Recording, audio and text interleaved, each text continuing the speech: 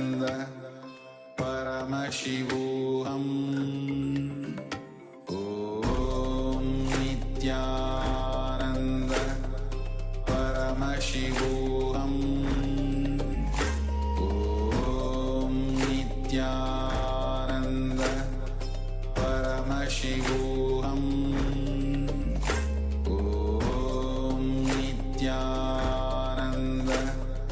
Paramashivoham Om Nityananda Paramashivoham Om Nityananda Paramashivoham Om Nityananda Paramashivoham Om Nityananda Paramashivoham.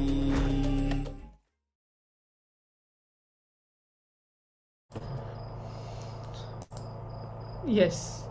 So now I request each other participants, if you have manifested this power, you can verify and then you can share with each one of us, with all the acharyas, with the acharya sitting over here, and if you're with us on the social media, you can leave a message there as well that you have manifested this power manifestation. Let's give a moment for doing that. As we prepare ourselves, we want to move on to the next session.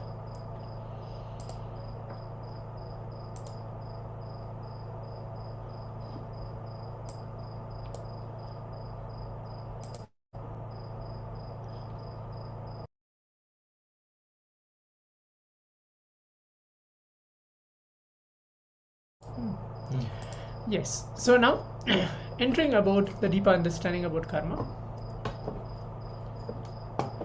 So causing pain, Swamiji is telling here, causing pain is also recorded as karma. The constitution of the cosmos comes from the space of compassion. It is for life, it is not against life. The cosmos does not record anything other than violence. Means if one causes pain, karma gets recorded. Other than violence, nothing is recorded as karma. For example, somebody goes and steals $2 billion from a multi-billionaire, and that fellow is loaded with trillions of dollars. He doesn't care at all. He goes out, he doesn't bother. The individual doesn't get karma. If one goes to a homeless guy and steals a few pennies, and that fellow rolls on the ground and cries, the very individual get karma. So you can see the difference between the example as how Swamiji has given, how causing pain is recorded as karma. When the cosmos decide to manifest as this universe, as Paramashiva, as all of us, the only principle is declared is, let me become many to celebrate me. Maybe many of the participants, many of the devotees have heard this. Swamiji is very beautifully telling, let me become many to celebrate me. It means only one principle, let us all coexist. Only if that is broken, let us all coexist, karma comes. Other than that, nothing is karma. Paramashiva, he becomes many. He declares, let me become many to celebrate me. So more and more celebration caused becomes good karma. More and more pain caused becomes bad karma. It is experience caused matters, not the other money or quantity or quality or the work or any of that which is done. So who is responsible for the karma that we accumulate? Karma is nothing, just an effect of incompletion. Karma can be the cause of more and more incompletion. Once the incompletion starts, either you have to be moving towards completion or more and more incompletions. You cannot just keep quiet. So what is incompletion? For example, you are sitting here right now, hearing me speak, but you are not listening to me. You are thinking something inside you. I have not done this, I have not done that, this has not happened, that has not happened, I am restless. All these are incompletions. If you have such incompletions inside, be very clear, Swamiji is telling, you will not be listening to me. Or you will not be listening directly to Swamiji itself. Even though Swamiji is coming and speaking the powerful cognitions, you might be thinking so many things inside you. You may be sitting here out of compulsion or some other reason, but you will not be listening to me. And when you don't listen, more and more incompletion starts happening, more and more confusion starts happening, more and more self-doubt, or the different thought process starts happening. It is a vicious circle. If you are sad, watch and meditate on your misery. Observe how you created the sadness. See how the root of your miseries lies within you. The mind constantly tells you everybody else is responsible for your misery: spouse, friend, boss, or the man down the street. It always goes on throwing responsibility on someone else. Once we understand that whatever happens is from the deep inside us, we will suddenly see things completely changing in each one of us. That is what Swamiji is telling, cause the reality, or you are the reflection of what is happening in and around you. Take complete responsibility for yourself and see how you become integrated in whatever we do. As simple as, even brushing our own teeth. When you stop blaming others, when you understand that you are responsible for everything, you will become more and more aware of every action, every thought, what we do in our day-to-day life. So that very awareness is enough. You will act completely intelligent. If you want to be sad, you will be sad. Nothing wrong in that. Just be in total sadness. If you feel there is no need to be sad and you want to be happy, then just be happy. But in this, to add upon, neither sad or neither happy, just be blissful. The totality of all the past decisions is the present moment. Whatever decisions we are taking in the past, we have taken in the past. That's what is coming in the present. Applying this very same logic to the totality of the present decisions will be the future as well. This is the whole karma theory. The totality of the past is the present, and the totality of the present is the future. Karma theory is nothing but establishing a right cognitions between us, the world, the divine, means ourselves, the people who are with us, ultimately Paramashiva Swamiji himself. So the time you spent with a thought pattern is a season of your life. Like how you use the word teenage period, adolescent period, youth, man, all those words. The time you spend with one thought pattern is a season in your life. Maybe some of us have when we are small, we are tend to play toys. Maybe from the age of 3 till the age of 7 or something, we play with toys which are given with our parents. When we move on to 7 to 10, for example, we play a little more bigger toys. And then when we become 10 to 14, we no more goes to physical toys. We go more into like a video games kind. There we are the teenage age, and then from 14 to 18, we actually play a real video game which is there in front of us. And then once you actually become an adult, or like you cross 18 or so, we want a real car, at least a real bike to play with or to ride with. So the very thought pattern where you spend for some particular time, it is a season of your life. That is what exactly Swamiji is meaning. For an example, which I just said. Once the life force leaves your body, within the 3 kshanas, it chooses the next body. At the time of death, the 3 most enjoyed experience in that very lifetime stand out as a one last thoughts. The choice of the next body arises from the mindset based on 3 experiences. So here, to elaborate on this, Swamiji tells that when we leave our body, whatever there are few things in our life where we did the most, which has impacted us the most, or we experienced the most. Those 3 things which will appear in our life as a few thoughts, and that moment what you choose, that decides if you're going to take the next body, or if you're going to take the next body, if you're going to take a new birth, what type of birth which you are going to take. For most of us, Swamiji has said, if you are a yoga brashta, means already been connected back with Swamiji, maybe the last birth or so, for some or other small reason, you just missed him, missed an enlightened master. You are here back again with Swamiji to fulfill your life and completely get your prarabdha inside you, for what you have been here, what is the purpose of your life, completely gets fulfilled. So this is just an elaborate version of what Swamiji actually means by this. And these 3 thoughts will be based on one of the each of the total karmas: the sanchita karma, prarabdha karma, and the agamya karma. So based on this, the prarabdha karma will take the shape of this very birth itself. So practicing the spiritual life solutions in one's lifetime will reduce the gathered sanchita karma of that life, because these understandings will help one to live with complete awareness. So meditation, here Swamiji is saying, meditation helps to reduce the prarabdha karma. Maybe in nowadays, Swamiji always tells, be always in the space of unclenching. Attend every day's yoga and attend every day's Swamiji's satsang. That itself, it's more than enough. Just by seeing Swamiji's darshan, whether it's live or alive, anything, just by attending Swamiji's darshan, that can raise your consciousness to next level. Here Swamiji continues to tell, it acts not only to the conscious and physical levels, but also has the capacity to penetrate and clean the unconscious on a physical, mental and being level. However, the largest balance in the bank of karma, the total sanchita karma, can only be dissolved through the Guru's grace. So moving on, the vasanas and the body that matches the vasanas attract the life energy which is there in us. Just like a television set tuned to the satellite channel's frequency receives the corresponding electromagnetic waves, in the same way, the vasanas is attracted by the body. Till we are liberated from the need of muscle memory, we will always continue to create more and more muscles inside us. That is really what karma. We always see in the outside what is happening outside, and then we always get attention from people itself.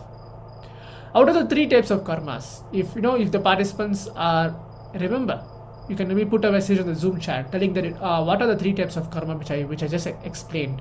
If you know, please leave a message so that we can have an interactive session, so we can learn more and more about these three types of karma as well. If one of them is gone, the choice constraints are fewer, and the life force can be more focused on the choices. Cleaning the gathered, the three karmas, the agamya karma and the this birth's prarabdha karma, can be done by the individual by understanding about the life and meditating. The Guru's grace is more than enough, which will reduce the bank of karmas which will completely accumulate, which is sanchita karma. All the participants sitting here in the Zoom rooms who are watching with us, including myself, we happen in this planet Earth to exhaust some certain amount of karmas. But what we do, we come to release that, to move out of that karma. But by seeing the society, by doing all sorts of things, we accumulate more and more karmas. Unconsciously, we don't know how much of karma that we actually accumulate. And by coming to Swamiji only, we understand that something is there like this that we need to actually clear off, and then experience the space of enlightenment. For all of us, our total sanchita karma initially was a divine play. For an incarnation, Swamiji is telling, for incarnation it is still a divine play, as Swamiji or an incarnation doesn't have a karma at all, doesn't have that bondage inside him. So we took birth out of a choice. We had a choice to take birth or no, but we took birth out of the choice. We forgot our prarabdha karma and started gathering the agamya karma and expanded the total sanchita karma itself. So then, to exhaust the increased load, we unconsciously took. We had to take another birth where we collected more desires, more karma, and this is how the cycle of life and death continues. So when we gather the agamya karma, it is like our bondage. The total karma and this birth karma can be a divine play. The result of this very play is a karma of that birth. After birth, if we play without the gathered karma, it will be continuing to be play as a divine play. The bondage comes with the gathered karma. So if any of the participants have any doubt before we move on to the video that we're going to watch directly from the Supreme Body of Hinduism on the very topic of karma, Swamiji is going to be explaining basically about the whole secrets on karma itself. If any of the participants have any doubt regarding the prarabdha karma, agamya karma and the sanchita karma, regarding these thoughts, and we had the understandings about the three different shanas, the three thoughts where we take before we move on to the next birth. If any participants have any doubt regarding this, you can leave a comment on the Zoom chat, as we're going to listen directly from the Supreme Body of Hinduism. Please keep your book and pen ready with you. So if any powerful cognition you get, that you feel, yes, what is Swamiji telling, I'm able to relate with it, you can write that down. Or if you have any doubt in what Swamiji actually tells, you can even write that down, and after the video finishes, we will have an internalization exercise. At that point of time, even you can ask the acharyas to respond to your questions.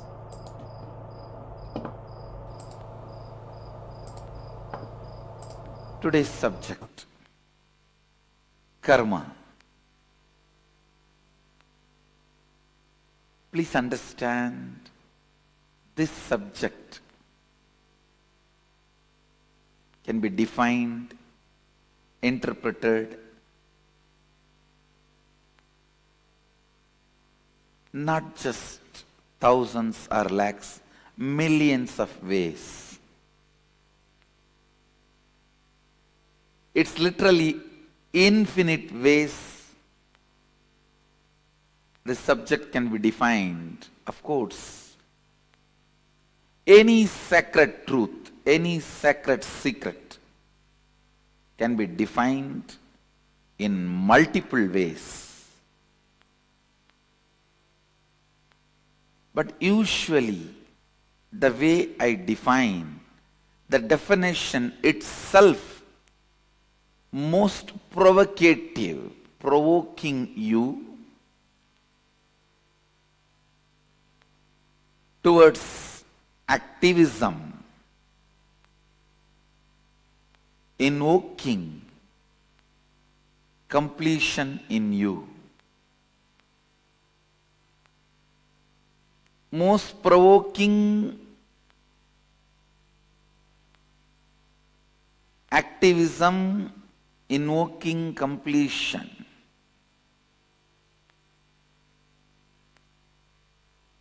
This is actually the definition of the way things should be defined. Definition of definition. How something should be defined. It should be provoking you towards the truth. It should be provoking you towards activism, towards truth. Understand,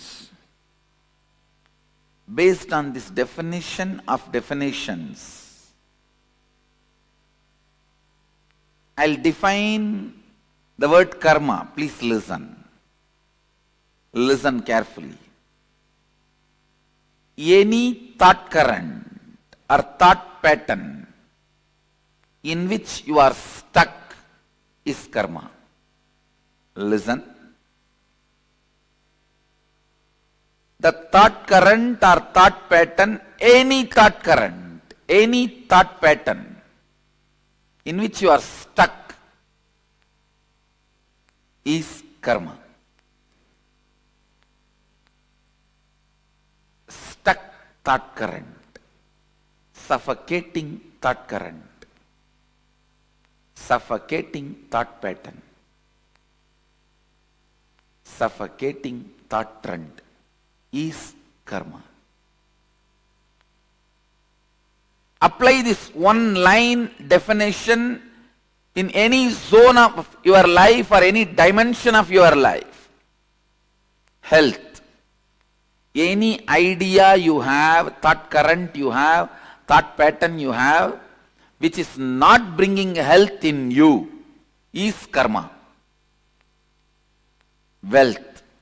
Any thought current, any thought pattern you have, which is not bringing wealth, what you want to cause as your reality in your life is karma. Anything which is not letting you cause your reality, the stuck thought current which is not causing your reality is karma. Understand? It can be in the field of your relationships, in the field of your wants, in the field of your needs, in the field of your contentment, in the field of your completion, whatever may be the field, in any field, the thought current in which you are stuck, thought pattern in which you are stuck is karma. Listen. It may be a beautiful, profound, logically convincing theory. which you read in a great spiritual book or heard from a great spiritual teacher, anything which is not liberating you, anything in which you are stuck, is karma. Please understand. You might have heard those theory, those belief, those truth from whoever it may be. You might have heard. You might have been thinking. You might have been analyzing. You might have read. You might have been internalizing. Any thought current which is not letting you cause your reality is karma.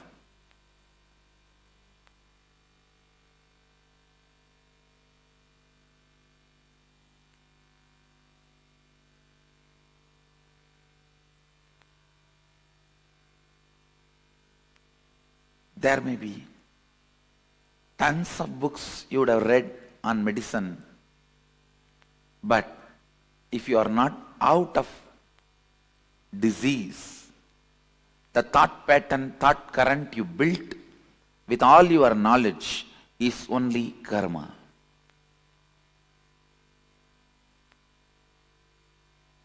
There may be tons of life solutions for every situations you may know, like completion with yourself, completion with others, authenticity, integrity, responsibility, enriching, listening. There may be tons of concepts you heard to cause your reality, but if it has not started happening, it is only karma for you. Listen.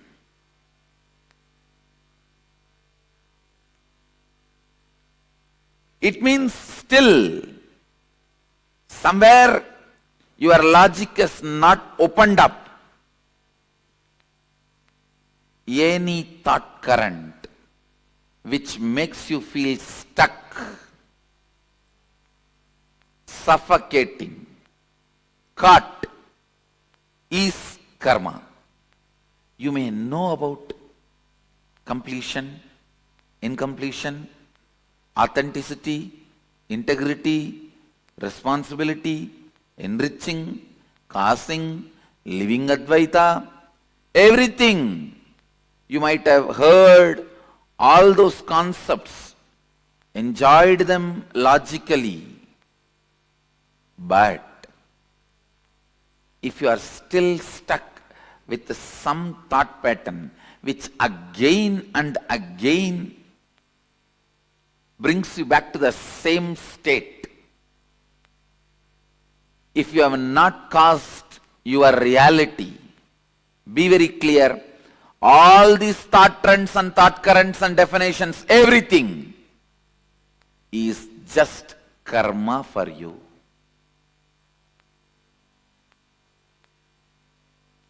All the concepts.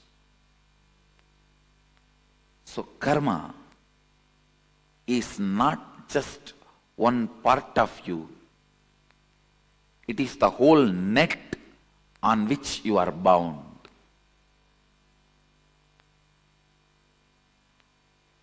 Anything which raises you to the next level, which gives you the push, breakthrough, is freedom, is completion. Understand? If you have come expecting definitions about karma, whether it is Pitru-dosha, Naga-dosha, Sarpa-dosha, Snake-dosha,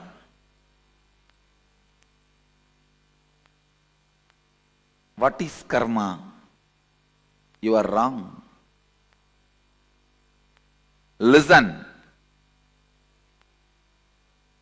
Any thought current or pattern, thought pattern or lifestyle in which you are stuck, your reality is not caused, is karma. Any thought current, thought pattern which gives you a breakthrough, push to the next level of your reality, which is making you cause your reality, is liberation, is completion.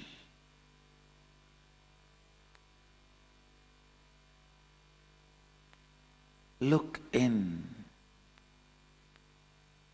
If something logically suits you so much, you understand it so much, you just know the solution is around the corner. But again and again, you are back to square one, stuck. Means it may be a very good brain candy, but not completion. You are having only kakka biryani.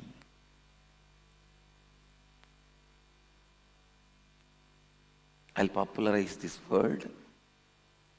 If you don't understand the word kakka biryani, means biryani of crow.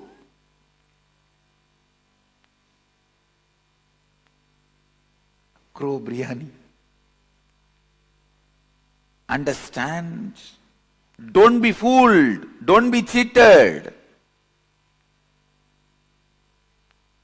Just because it logically entertains you, convinces you, you cherish it, you enjoy it, you heard from a person whom you love, somebody charismatic, or read from a book, very trustworthy, highly sold, bestseller.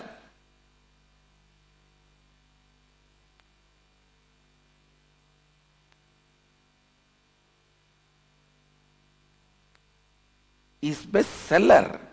That doesn't mean best. Understand? Best selling is different from being best.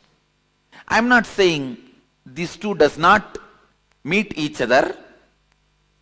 I'm only warning you, just because one, don't expect the other one also. Just because something is best selling, don't expect it is best. Listen. You might have read from a bestseller the thoughts, thought trend, and cherishing, highly entertaining. Please listen. Please listen. If that thought current is not giving you breakthrough, if it is not giving you constant breakthrough, it's only karma. Please understand, including my teachings, only if it gives you breakthrough, it is completion. Decide to throw the net out completely, not part by part.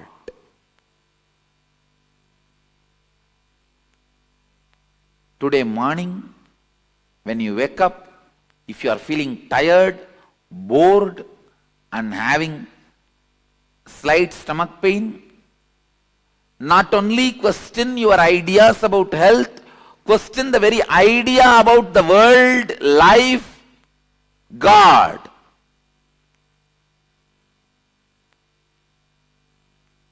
If you have a tooth pain and you want to get rid of it, you are not able to, question the very idea of God, very idea of world, very idea of you have.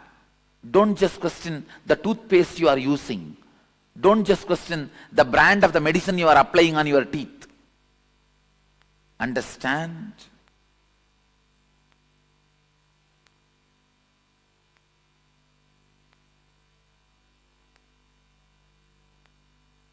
a thought current which can solve your problems partly, thought current which can cause your reality partly is also karma, good karma. That's all, but karma.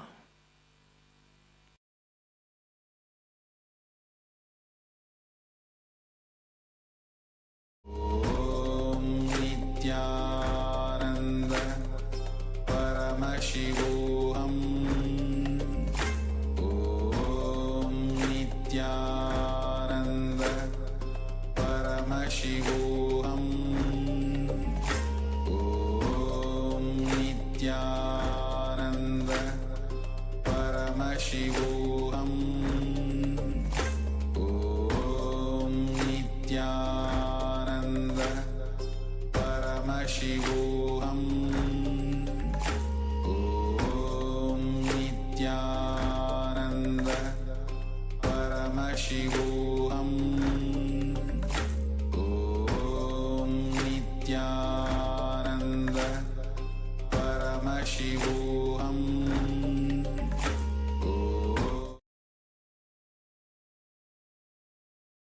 Yes, Nityanam everyone. So after this discourses from the supreme point of Hinduism, it is time that we start applying the powerful cognitions that Swamiji gave and start looking into our life and see how we can improve, where all we can bring completion in our life. So here we have an internalizing exercise, and where you have to scan your life and see are you stuck with any of the thought current, and if so, in which dimension of your life. You can check all the dimensions of your life, which is health, wealth, relationship, spirituality, and all the other aspects of your life that you see. If you are a mother, so that relationship aspect of mother, and your relationship with the father. So various relationships, they all are different aspect of life, different dimensions of life. Same way, the career is one dimension of your life. If you are still studying, that is one dimension of your life. Then how you carry your body yourself, the health, that is wealth, that is one dimension. If you are living, all of you are living a spiritual life, so spirituality being one dimension of life. So like that, there are different dimensions of life that you have. So look into all those dimensions of life and see where all you are stuck with the thought currents. Okay, and for each of the karma pattern, identify, write down what is the liberating and powerful cognitions that you will apply to get out of that. So please pick up pen and paper and let's start analyzing, looking back into our life.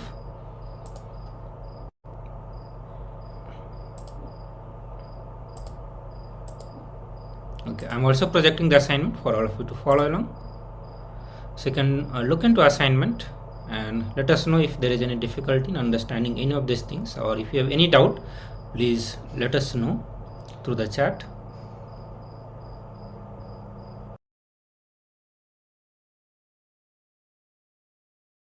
So you'll have few minutes for this exercise. Please be sincere and write down all the thought currents where you feel you are stuck completely.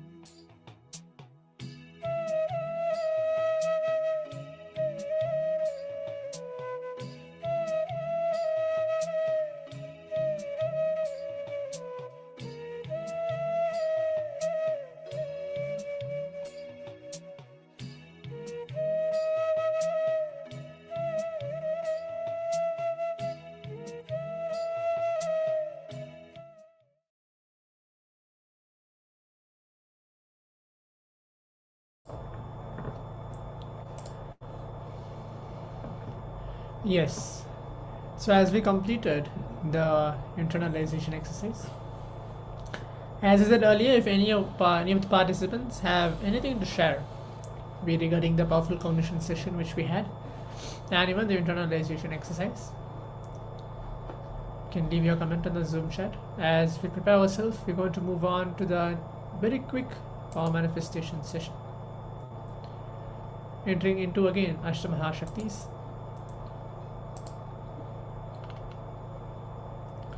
So we're going to manifest the power of reducing the weight of an object on to your partner's palm. If you have someone with you sitting with you, you can reduce the weight, keeping the object on the other person's palm. If you don't have anyone with you, sitting with you in the, along with you in your home, you can keep it on top of a surface, not in your own hands. Keep it on top of a surface and give a command to reduce the weight. So that's going to be the power manifestation, and let's all begin. Remember Swamiji in our third eye. Make sure you keep your object ready, whichever object which you want to actually move and reduce the weight. Keep it ready now. And let's start chanting the Mahavakya. And remember Swamiji in our third eye, and let's begin. Om Nityananda Paramashivoham. Just keep chanting the Mahavakya and see.